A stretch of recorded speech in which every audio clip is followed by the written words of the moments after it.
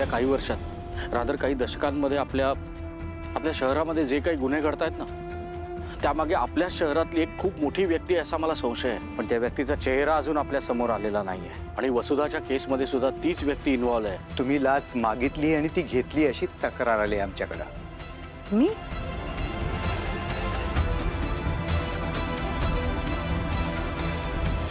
मुलींना सोडवलंय आपण आज, पण तो गुलाब आजही आपल्या हातातून निसटलाय. तो निदान कसा दिसतो एवढं तरी आपल्याला कळायला हवं होतं.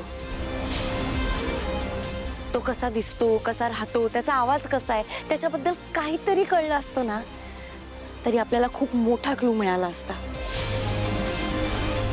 त्या माणसाने स्वतःला मारून घेतलं नसतं ना, तर 100% काहीतरी क्लू मिळाला असता. पण ज्या अर्थी त्या माणसाने स्वतःला मारून घेतलंय ना, त्याला खूप मोठी भीती असणार आहे. इतकी मोठी भीती जी मरणापेक्षाही जास्त आहे. गुरुजी, गुरुजी हा सौदा नाही होणार. मुलींना पोलिसांनी सोडवलं गुरुजी. काय हा सौदा खूप महत्वाचा होता गुलाब. आपला कोणी माणूस हाती लागला का? खूप मोठं चक्रव्यूह आहे. जे आपल्याला भेदावंच लागेल. करेक्ट. At any cost.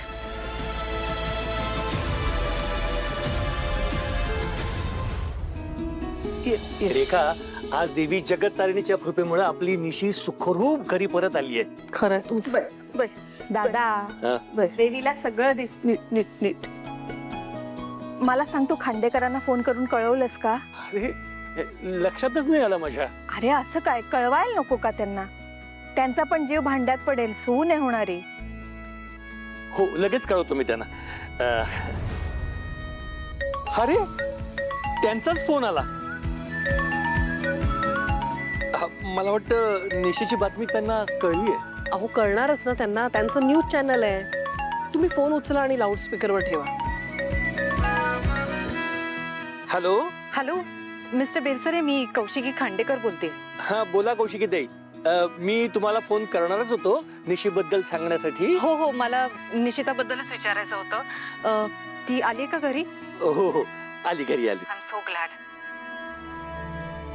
नाही म्हणजे तसं मला पोलिसांकडनं कळलं की सगळ्या मुली सुखरूप घरी परत आल्यात.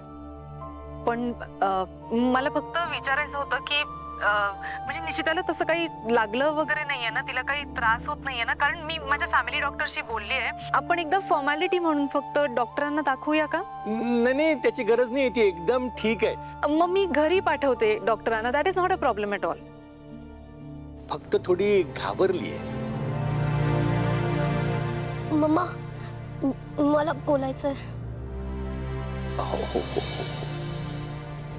कुठलीही मुलगी अशा परिस्थितीतनं जाऊ नये. I know. अगदी बरोबर बोललात. नाही म्हणजे कसं आहे ना, की या मधल्या काळात तुम्ही जो काही आधार दिलात ना, त्याबद्दल तुमचे कुठल्या शब्दात आभार मानून तेच कळत नाहीये मला. मिस्टर बेलसरे, अहो ती आमच्या घराची होणारी सून आहे. आणि तुम्हाला मी किती वेळा सांगितलंय, प्लीज फॉर्मली बोलू नका. आता आपण कुटुंब आहोत, ओके? आणि खरं तर मी फोन ह्याच्यासाठी केला की आमच्या सगळ्यांची आणि युवराजची सुद्धा इच्छा होती की आम्ही निशिताला येऊन भेटावं. आम्ही येऊ का आता निशिताला भेटायला? नाही, एवधी घाई गडबड द्यायची काही गरज नाहीये. म्हणजे सवडी नाही आहे तुम्ही. तोपर्यंत निशी सुद्धा सेटल होईल ना थोडीशी. Okay fine. मग उद्या येतो आम्ही भेटायला, चालेल का? बरं कौशिकी ताई, नाही निशीला जरा तुमच्याशी थोडं बोलायचंय. देऊ का फोन तिला? या शुअर शुअर, प्लीज. हॅलो. हाय निशिता. हा ताई, कशी आहेस तू? बरी आहेस ना? ताई मी ठीक आहे. I am fine. I am so happy to hear that Nishita. जे काही झालंय ना निशिता, ते कम्प्लिटली विसरून जा. आता फक्त आनंदी क्षण येणार आहेत तुझ्या आयुष्यात, ओके? ताई, युवराज कुठे आहे? युवराज आता बेडरूम मध्ये आहे. आय मीन त्याला अजूनही गुड न्यूज दिली नाहीये. त्याला जेव्हा कळेल ना की तू सुखरूप घरी परत आलीस, आनंदाने अख्खं घर डोक्यावर घेईल तो. निशिता तुला खरं सांगते, I have never seen my brother like that. जेव्हा तू किडनॅप झाली होतीस तेव्हा तो इतका टेन्शन मध्ये होता. त्याला सतत असं वाटत होतं की सगळं त्याच्या समोर घडलं आणि तो काही करू शकला नाही. And he was in complete guilt. Nishita खूप टेन्शनमध्ये होता तो. निशिता, युवराजची जी अवस्था मी बघितली आहे ना, ती बघून एक बहीण म्हणून मी तुला सांगते की ही really loves you a lot and he CARES for you. आणि आता तुम्हा दोघांच्याही आयुष्यातनं एक खूप मोठं संकट संपलंय निशिता. आता जे काही झालंय त्याचा अजिबात विचार करायचा नाही. इनफॅक्ट मी आता तोच विचार करत होते की मी आणि आम्ही सगळे इन्क्लुडिंग युवराज तुला उद्या भेटायला येऊ. तुला चालणार आहे ना? हो ताई, चालेल. मलाही त्याला भेटायचंच आहे. काळजी घे स्वतःची. Bye. Bye, see you. Padmini काकू, निशिता सुखरूप घरी परत आली. हो, ऐकलं ना मी. बरं झालं ती मुलगी तिच्या घरी परत गेली ते. I know, I am also so glad. आत्ता मिस्टर बेलसरांशी बोलणं झालं. टेन्शन घ्यायची काहीच गरज नाहीये, काहीच प्रॉब्लेम नाहीये. मी दया काकांना ही गुड न्यूज देऊन येते. हां कौशिकी, हां, तुला जायचं असेल भेटायला तर तू जा, पण युवराजला घेऊन जायचं नाही. म्हणजे मला ते पटत नाही. पद्मिनी काकू काय बोलताय तुम्ही? अहो, ती या घरची होणारी सून आहे, युवराजची होणारी बायको आहे. ती जेव्हा किडनॅप झाली होती तेव्हा युवराजची काय अवस्था होती हे आपण सगळ्यांनी बघितलंय ना. आणि मी काय, आपण सगळ्यांनी तिला या क्षणाला भेटणं खूप गरजेचं आहे असं नाही वाटत आहे का तुम्हाला? हे बघ, युवराजच्या लग्नाच्या बाबतीत जो काही निर्णय द्यायचा आहे तो मी देऊन झालेला आहे.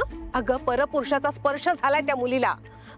10 दिवस किडनॅप केलं होतं त्या मुलीला. 10 दिवस घराबाहेर होती ती. काय घडलं असेल तिथे तिच्या बरोबर आपल्याला काहीच कल्पना नाहीये. हे बघ, अशा मुलीसोबत मी माझ्या युवराजचं लग्न लावून देणार नाही. बॉस, किडी, बॉस, या फोटोमधला हा जो द्वाररक्षक आहे ना, हे जे शिल्प आहे, हे शिल्प त्या किल्ल्यावरती होतं. आणि हा फोटो पण त्या किल्ल्यावरतीच काढलेला आहे. टेक्नो, मला एक गोष्ट सांग. तू ज्यावेळेस या किल्ल्याची इन्फॉर्मेशन सांगत होतास त्यावेळेस तू काय काय सांगितलं होतंस? हा किल्ला एक टुरिस्ट स्पॉट होता. हां, ओके. आणि हा त्या काळातला फोटो आहे ज्या काळात हे फोटो काढणं वगैरे खूप महागडं प्रकरण होतं, कारण सगळ्यांकडे कॅमेरे नसायचे. हो, बरोबर आहे. तुम्हाला माझ्या अनुभवावरून सांगतो, हे असे कॅमेरे कोणाकडेच नसायचे तेव्हा. आणि अशा ठिकाणी तर 100% फोटोग्राफर असायचा. हो, मी जेव्हा आहे ना मुंबई पोलीस भरतीसाठी पहिल्यांदा मुंबईला आलतो त्यावेळेस मी गेटवे ऑफ इंडिया समोर हे असा उभा राहून फोटो काढला होता. पण जेव्हा माझं लग्न झालं त्यावेळेस माझ्या बायडीने तोच गेटवे ऑफ इंडियाचा असा धरून फोटो काढला होता.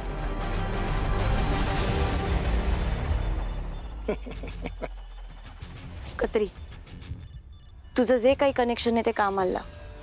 त्या काळातले जे कोणी फोटोग्राफर्स आहेत त्यांची इन्फॉर्मेशन मिळव आणि या फोटोग्राफरला शोधून काढ. Yes boss. बॉस, पण त्याने काय होणार आहे? हा फोटो बघ ना, किती जुना आहे. आणि त्या फोटोग्राफरच्या लक्षात पण नसेल की आपण हा फोटो कधी काढलाय. त्याला कसं कळणार? केडी, तुझ्या लक्षात नाही येते. आपण जर त्या फोटोग्राफरपर्यंत पोचलो तर आपल्याला काय सापडेल आपल्यालाच माहित नाहीये ना. म्हणजे हे बघ, कदाचित त्याच्याकडे या फोटोची आणखीन एक कॉपी असेल तर त्या फोटोमध्ये आपल्याला तुझ्या वडिलांचा चेहरा बघता येईल आणि मग आपल्याला तुझ्या वडिलांपर्यंत पोचता येईल.